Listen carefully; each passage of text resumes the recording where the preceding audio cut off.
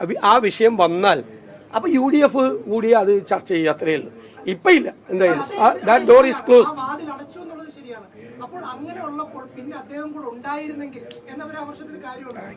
ഞാൻ പറഞ്ഞു അതെല്ലാവരും അതൊക്കെ എല്ലാവരും കറക്റ്റ് ചെയ്ത് പറഞ്ഞിട്ടുണ്ട്. എല്ലാവരും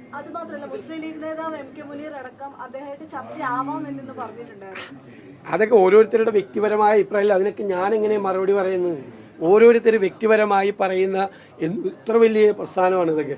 ആരെങ്കിലും നിങ്ങൾ അതിൽ നിന്ന് ചിലപ്പോൾ അടത്തിയെടുത്തായിരിക്കും, ഞാൻ കണ്ടില്ല അത്.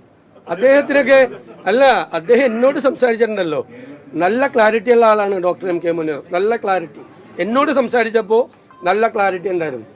നല്ല കൃത്യമായിട്ട് ആ നിലപാട് UDF എടുത്ത സമയത്ത് അദ്ദേഹം വളരെ വ്യക്തതയോടുകൂടി ഈ കാര്യങ്ങൾ എന്നെ കൂടി അദ്ദേഹം ബോധ്യപ്പെടുത്തിയിട്ടുണ്ട്, കറക്റ്റായിട്ട് പറഞ്ഞിട്ടുണ്ട്.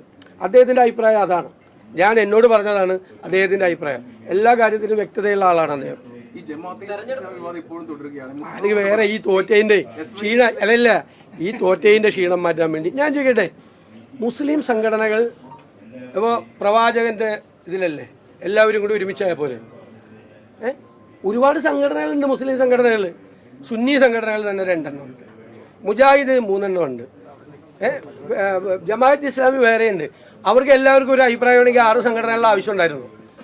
അല്ല, നിങ്ങൾ സിമ്പിളായിട്ട് ചെയ്യിക്കുക. അവരൊക്കെ തമ്മിൽ ആശയപരമായ ചില കാര്യങ്ങളിലൊക്കെ അഭിപ്രായ വ്യത്യാസവും കാര്യങ്ങളും ഉള്ളതുകൊണ്ടാണല്ലോ അവർ വേറെ സംഘടനയായിട്ട് നിൽക്കുന്നത്. അവർ വേറെ സംഘടനയായിട്ട് നിൽക്കുന്നത്. അതൊക്കെ അതിനൊക്കെ ഞാനെങ്ങനെ മറുപടി പറയുന്നത്? അല്ലല്ല, എന്റെ പരാമർശത്തെ കുറിച്ച് അവരാരും പറയില്ല. ഇല്ല ഇല്ല ഇല്ല, അതൊക്കെ ഓരോ വ്യക്തികളല്ലേ, ഓരോ വ്യക്തികളല്ലേ. അതിന്റെ നേതൃത്വത്തിൽ ഇരിക്കുന്ന ഒരു മറുപടിയും കൊടുത്തിട്ടുണ്ട്. അത് ഞങ്ങളുടെ അഭിപ്രായമല്ല, അവരുടെ വ്യക്തിപരമായ അഭിപ്രായം. ഞാൻ പറയേണ്ടി വന്നിട്ടില്ല. അതൊക്കെ ഇലക്ഷൻ കാലത്ത് കുറെ ഓടിച്ചു നോക്കിയതാണ് സാധനം. ഇത് ഭയങ്കരമായിട്ടൊന്ന് ഓടിച്ചു നോക്കിയതാണ്. കാരണം മെയിൻ നറേറ്റീവ്, പൊളിറ്റിക്കൽ നറേറ്റീവിൽ നിന്ന് മാറ്റാൻ വേണ്ടിയിട്ട് ഞാൻ അന്ന് നിങ്ങളോട് പറഞ്ഞില്ലേ, ഈ മോളിൽ കിടന്ന് കാണിക്കുന്നതൊന്നുമല്ല. നിങ്ങൾ ചില ചാനലുകളുണ്ട് ആ കൂട്ടത്തിൽ ഇല്ലാത്ത കഥയൊക്കെ ഉണ്ടാക്കി രാവിലെ ഒരു വാർത്തയില്ലെങ്കിൽ ആകാശത്ത് നിന്ന് മറ്റേ ഭസ്മം ഉണ്ടാക്കുന്നത് പോലെ പുതിയ വാർത്തകൾ സൃഷ്ടിച്ച് നിങ്ങൾ കുറെ, എല്ലാവരും അല്ല, കുറെ പണിയൊക്കെ നോക്കി. പക്ഷെ ഞങ്ങൾ പറഞ്ഞില്ലേ, ഞങ്ങളുടെ പൊളിറ്റിക്കൽ നറേറ്റീവ് എങ്ങനെ ജനങ്ങളിലേക്ക് എത്തിക്കാം എന്ന് UDFനറിയാം.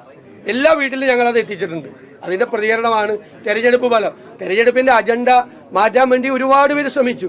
ഞങ്ങൾ പറഞ്ഞല്ലോ, തെരഞ്ഞെടുപ്പിന്റെ അജണ്ട UDF തീരുമാനിക്കും. UDF ആ അജണ്ട അനുസരിച്ച് UDFന്റെ പൊളിറ്റിക്കൽ നറേറ്റീവ് എത്തും. നിങ്ങൾ ഇന്നലത്തെ CPMന്റെ സെക്രട്ടേറിയറ്റ് യോഗത്തിൽ ഉള്ള ചർച്ചകളെ കുറിച്ച് കൂടി ഇടയ്ക്ക് അന്വേഷിക്കും. ഈ KPCC യോഗം കൂടുമ്പോൾ അതിലെ വാർത്തയൊക്കെ എടുത്ത് പുറത്തേക്ക് കൊടുക്കണ്ടല്ലോ, ഉള്ളതില്ലാത്തതൊക്കെ. അതുപോലെ ഇന്നലെ സെക്രട്ടേറിയറ്റ് CPMന്റെ കൂടിയത് ഒന്ന് അന്വേഷിക്കുക, എന്തൊക്കെയാണ് അവർ ചർച്ച ചെയ്തത്.